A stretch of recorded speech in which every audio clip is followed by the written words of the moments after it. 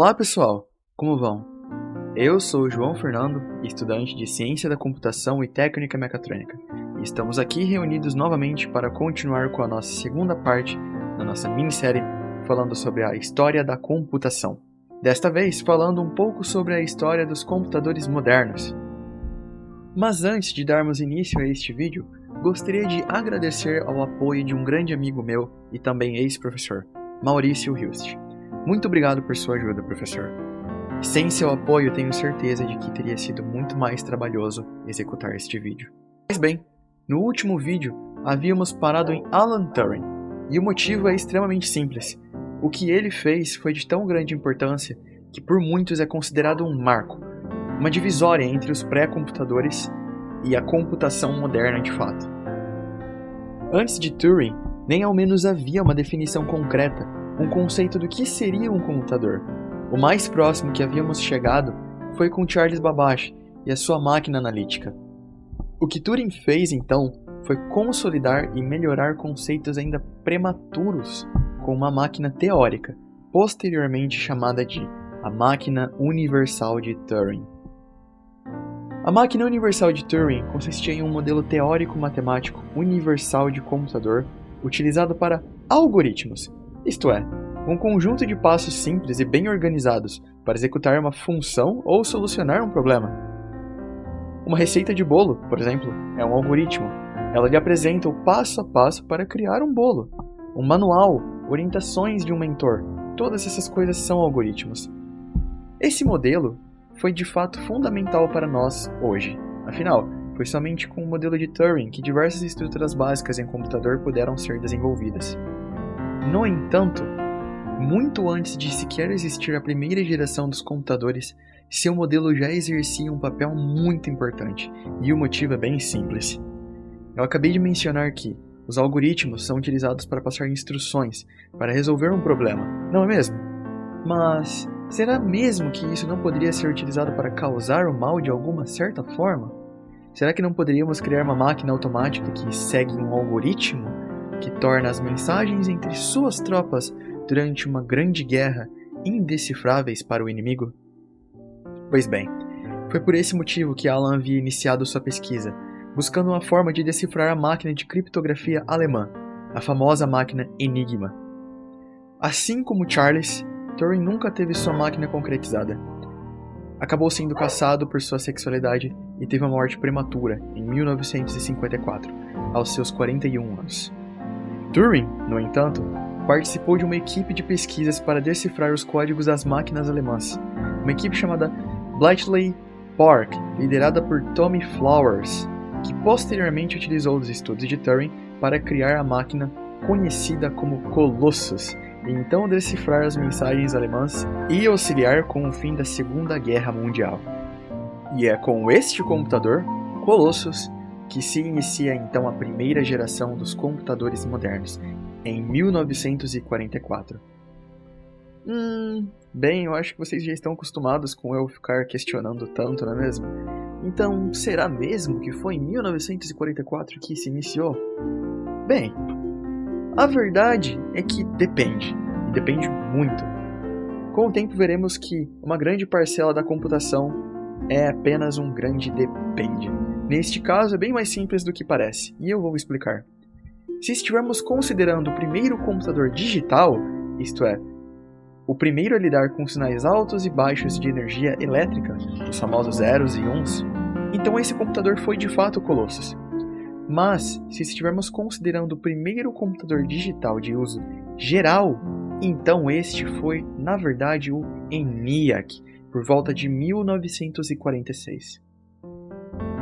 Contudo, a verdade é que isso não faz tanta diferença nesse contexto, uma vez que ambos foram construídos sobre os mesmos conceitos. Antes de tudo, não confundam estas gerações dos computadores com as gerações dos processadores modernos atuais, por exemplo. Estas são duas coisas distintas. Cada geração de computador é diferente e marcada por um divisor de águas, isto é, um conceito ou invenção que revolucionaram a forma que a computação era vista até então. Naquela época, ambos, Colossus e ENIAC, foram responsáveis por apresentarem um conceito revolucionário, pois os mesmos eram os primeiros computadores com válvulas, ou seja, os primeiros computadores eletrônicos. Sim, isso mesmo, você ouviu direito. Ao contrário do que muitas pessoas pensam, as válvulas utilizadas nos primeiros computadores eram eletrônicas e não eletromecânicas. A diferença é que o eletromecânico funciona por meio de um indutor com uma bobina, que controla o movimento de componentes mecânicos, como chaves mecânicas, que a cada contato permitia a passagem de energia. Isso, por sua vez, permitia o controle do fluxo de energia, e assim processando informações baseadas nesses sinais altos e baixos de computadores convencionais. No entanto, as válvulas já são diferentes. As válvulas eletrônicas dos primeiros computadores, também conhecidas como válvulas termiônicas, não continham nenhuma parte móvel. Ao invés disso, eram polarizadas e através de seu aquecimento, liberavam íons, e assim ocorria o fluxo de energia. Mas essas máquinas tinham um grandioso problema, e esse problema era seu enorme tamanho e enorme consumo de energia. Por mais rápidas que os componentes eletromecânicos, as válvulas consumiam grandes quantidades de energia, e por esse motivo, nessa época os computadores eram de uso extremamente restrito, geralmente somente universidades tinham acesso a tais recursos, e muitas vezes eram apenas um único computador de uso compartilhado para toda a universidade. Eles não poderiam ser produzidos em largas escalas, e nem ao menos eram de acesso público. Foi então que, por volta de 1956, surgiu mais um grande divisor de águas, o tão famoso transistor.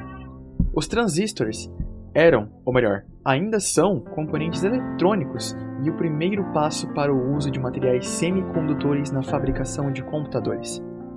Eram muito mais fáceis de se lidar e apresentavam pouquíssimas falhas se comparados com as válvulas, além de que seu material de fabricação era encontrado em abundância em nosso planeta, como na areia da praia, por exemplo, que contém o silício. Era então o ponto que os computadores conquistavam tamanhos cada vez menores e seu crescimento em larga escala. Se iniciava nesta época também o surgimento dos primeiros computadores comerciais, como foi o caso do IBM 1401, mas que também era infelizmente voltado somente para empresas. Além de que, foi nesta mesma época que começaram a surgir as primeiras linguagens de programação, como é o caso do Fortran, a primeira linguagem comercial criada. A terceira geração iniciava-se então por volta de 1965, reduzindo cada vez mais o tamanho dos transistores e integrando-os em um mesmo espaço, dando origem então aos circuitos integrados, os antecessores dos microprocessadores.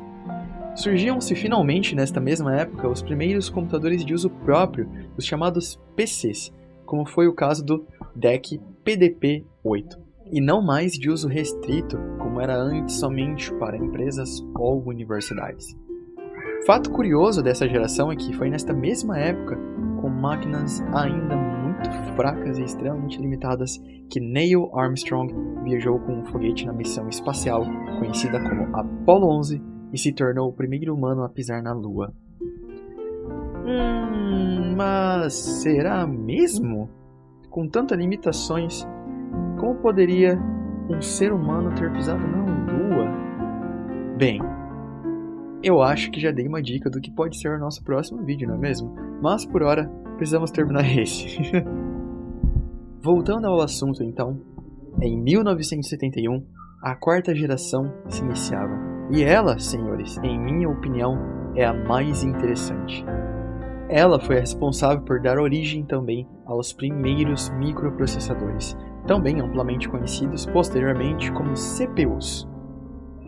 Por que são tão importantes? Você me pergunta. O motivo é bem simples. Os microprocessadores eram exatamente o que faltava para a computação se tornar uma ferramenta universal. Digo isso não pela função que os microprocessadores exercem, mas sim a sua existência como um todo. Os microprocessadores são mais do que um componente qualquer.